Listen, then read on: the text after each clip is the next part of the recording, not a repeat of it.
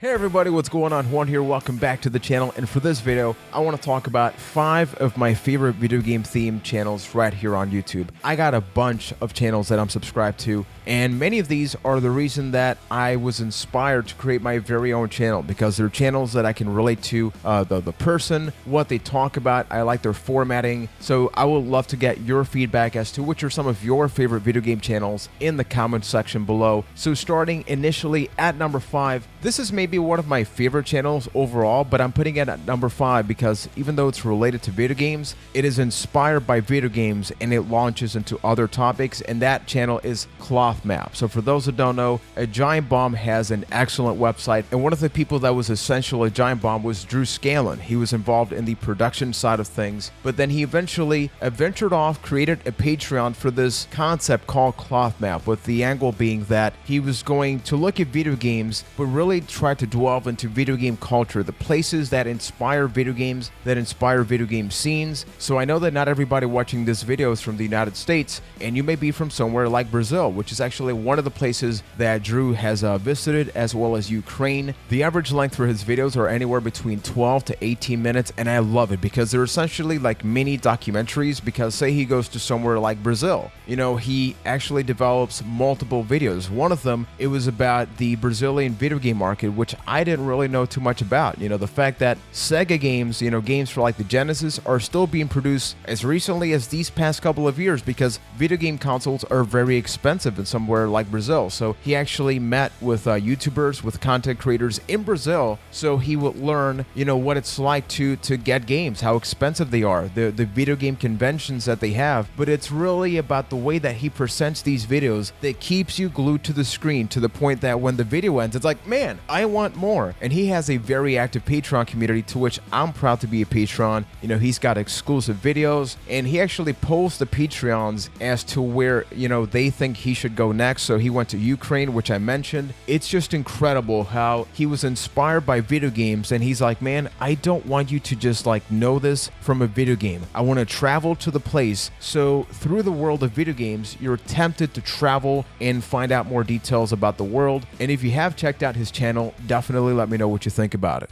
At number 4, this is a channel that I've been subscribed to for a couple of months now, and this is Boundary Break. And I'll be honest in saying that initially I didn't quite like get the concept of the channel. Like, he basically takes the camera and pans it out so you can see what you otherwise would not see in a video game. What's awesome about this is that he takes it one step further and really talks about why certain things are blocked out. You know, you look at an example like Crash Bandicoot, which was really like the first video that motivated me to subscribe to his channel. If you play Crash, you know, it's a very linear path, and that game looks really beautiful, like well advanced for its time. But you see like every little thing that the developers had to go through to make sure that the game was what it was. He's done videos for games like Batman Arkham Asylum, Dark Souls 3, Metal Gear Solid, and Final Fantasy 7. Those two really taught me just how far the developers have to go through, and the little layers that you otherwise wouldn't see. But thanks to channels like this, you learn to appreciate that. You get to see characters beneath the surface. There's often not just one model for a character, in this case being Cloud. You know, say you're doing a chocobo race, there's one model, but then there's one model for the train scene, there's another model for when you're actually in the battle. And he does such an excellent job at illustrating each one of these things, so when you're done watching the video, you're gonna think about these games differently. And ultimately, I don't know if that's his goal, but that's definitely for me. Like, I've played a couple of the games that he's covered after I've seen the video, and I'm like, oh, okay, so that's how they, you know, they get around to delivering better frame rate. That's because they get rid of the character here, and turns out they're talking to nobody. It's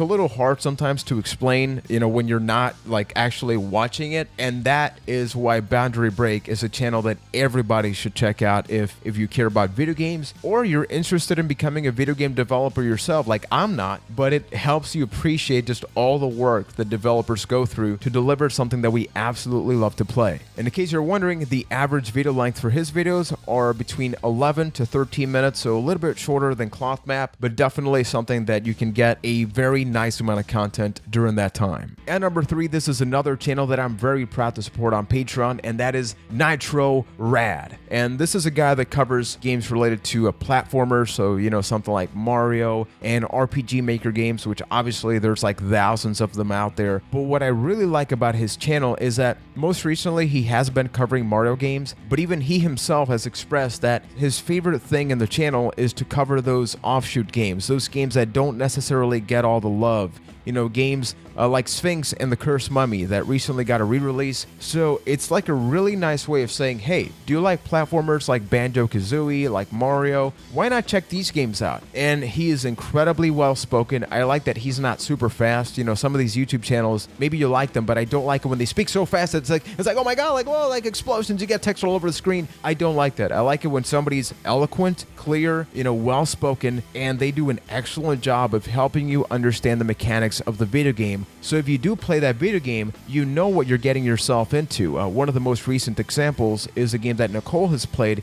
He has a video about A Hat in Time. That is an independent video game, a platformer that is beautiful. And if you haven't, I highly recommend you check it out. And the most important part is that he talks like himself. He seems very genuine, and you get the sense of the passion that he has for the videos that he produces, to the point where YouTube has officially become his full-time career. He even made a video about that. He's very active with his Patreons. He has a Patreon exclusive podcast where he talks about random topics with his friends, and the average video length for his videos are anywhere between 15 to 30 minutes, so much like the other ones. And I think you get the feel for the type of videos that I like. I like videos similar to the ones that I hope to produce and that you like, lengthy, you can get a good feel for them. And most importantly, if you're having lunch, you can actually watch the full video and not be like, hey man, I'm not done with my lunch, like how come you end it? And number 2, this is a channel that I've been subscribed to for a very long time, maybe about 3 to 4 years, and that is GameSack. And I'm sure that if you follow any gaming channel on YouTube,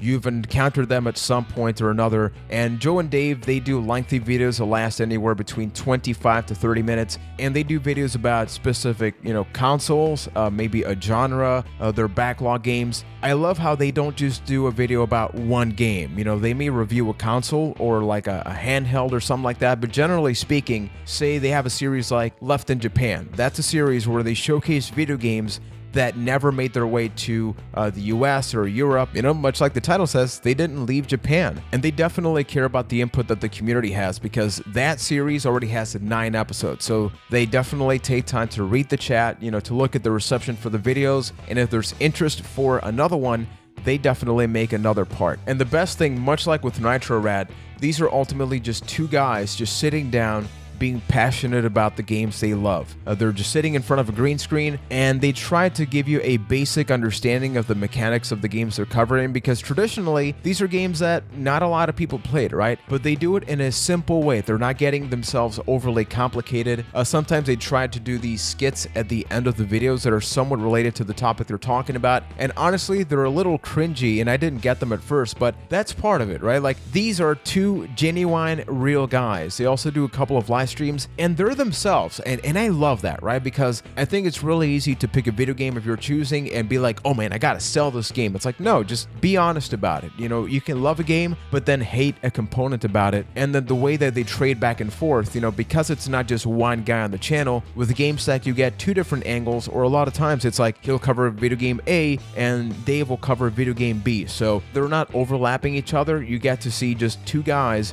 really talk about what they love. And just as a recommendation for this channel in particular, a series that I recommend you check out is games that push hardware limits. So much like the title, they take games, say like from the Super Nintendo, and they try to get the most graphically impressive games that really push that even if it's a bad game, from a technological standpoint, you can definitely appreciate it. And I just love watching those. And before I get to my number 1 favorite video game YouTube channel, I actually want to bring up your favorite channels that you mentioned in our Discord, which you can join over at press-pause.net/Discord. Starting with Alex Nation, who wrote GameSack, Happy Console Gamer, Metal Jesus Rocks, and New Rock Stars. A lot of rock in that one. TJ Kinder wrote The No, Game Ranks, Grand Pooh Bear, Ryu Car, I hope I got that right, Awesome Games Done Quick, Easy Escape, I think, and Carl Sagan 42. Mighty JR also wrote Grand Pooh Bear, and Maximilian is also good. The Gore Meister, Wizard of Gore wrote Jim Sterling, 8-Bit Eric, Beat 'em Ups, I also really like that channel, John Wolf, Mr. Craven, and Pretty Good Gaming. And last and certainly not least, The Silence of Time itself wrote Dabacab religiously and Maximilian Dude. Okay, I almost got, Maximilian and Maximilian. I don't know. These are some of people's favorite YouTube channels. If you like any of them, definitely let me know. And at number 1, and this should not be a surprise given the previous channels that I mentioned, is Metal Jesus Rocks. And surprisingly enough, I've only been subscribed to Metal Jesus for about a year and a half, even though this channel is one of the older channels out there. But the moment that I saw 2 or 3 videos, I was like, yep, I'm hooked, man, because it gathers what I love about NitroRad and GameSack and rolls it up into one and then some. You know, Metal Jesus, he's the protagonist. He's the main person in the channel. But what I love is that he's so inclusive. You know, he's got the Metal Militia. He's got John Riggs, a Radical Reggie, a John Hancock, you know, a Kinsey, Kelsey. He's got the people that are passionate about the most specific topics in video games, and he's like, come over here and I want you to speak in my platform while they still have their own platform. So, you know, the other people that I mentioned, I'm subscribed to their channels, but I learned about those thanks to Metal Jesus. I just love how laid back the conversations are in these videos, where it's just a bunch of friends hanging out and talking games. You know, sometimes there's an awkward pause, sometimes they make a mistake and they got to correct themselves, and that's still part of the video. And I think that's the magic of YouTube. As I mentioned before, I'm not a fan of channels that leave out all the mistakes. You know, I'm somebody that I've been guilty of doing that, and sometimes I'm like, man, you know, I just want to be me. You know, I cut some stuff for the sake of time because I ramble on for a while. But I love that they cut to footage of a game, but it's just there as an added bonus to the conversation that's currently happening. And they do all sorts of videos. You know, I've mentioned things like hidden gems, and I learned about the word hidden gems thanks to Metal Jesus. You know, they cover, you know, PlayStation 2. What are the awesome games in that console that people maybe didn't necessarily play? They do something like buying guides. So it's like, take the Sega Dreamcast, or take the Saturn, or the PS2, any other console. It's like, what are the must-have accessories? What are the must-have video games? They have a little bit of everything, and it's because they have this collaboration. And in case you're wondering, the average length for Metal Jesus Rocks videos are pretty expansive, between 10 to 30 minutes. And personally, when they do a 30-minute video, I'm like, I am in. I'm gonna grab some food, I'm gonna grab some coffee, and I'm gonna sit down and enjoy this video. And the fact of the matter is that because I've been subscribed to Metal Jesus Rocks, I've actually been persuaded to get a couple of things for my video game collection. You know, you look at this, the Nico Perfect Shot for Wii Light Gun games, and I got this because they made a video about light gun games, and I was like, man, I remember when I used to play Time Crisis. That was pretty awesome. I don't know what this Dead Space Extraction is, but I guess I'll get it because they talked about it and they definitely motivated me to get it. Above everything, I think that's the purpose of most of these channels, right? To motivate you to do something. And I hope to be able to do that for you as well, that after you watch this, maybe you subscribe to one of these channels, or maybe you're already subscribed to one of these and it's like, oh man, I'm just going to binge watch like 5 of their videos. So now that I presented 5 of my favorite video game channels, these are not just the only ones. So expect another video like this. And I could also do a video about some of my favorite non-video game channels. So if you'd like me to do that, let me know as well. But let me know which are some of your favorite. Maybe it's 5, maybe it's 10, maybe it's 50. Which are some of your favorite video game channels right here on YouTube in the comments section of this video. So as always, folks, if you like what I do, if you like this channel, if you like this rectangle of entertainment, if you will, you can help support the channel with a huge thumbs up, subscribe, hit that notifications button. Don't forget, we got the Press Pause Game Club going on. You can follow us on Twitch. You can join the Discord channel. We're playing things like BioShock, a book club for video games. That is something that really motivates me, and I'm hoping that the Press Pause Game Club grows and grows throughout this year. So until next time, never forget, folks, that this video has concluded, but the epic journey continues. Thanks for watching, gang. Take care. And I'll be honest, I got this. I still haven't played the game. I mean, I turned it on and I played like 10 seconds just to see if it worked, but I got to play that Dead Space Extraction, man. So many games out there.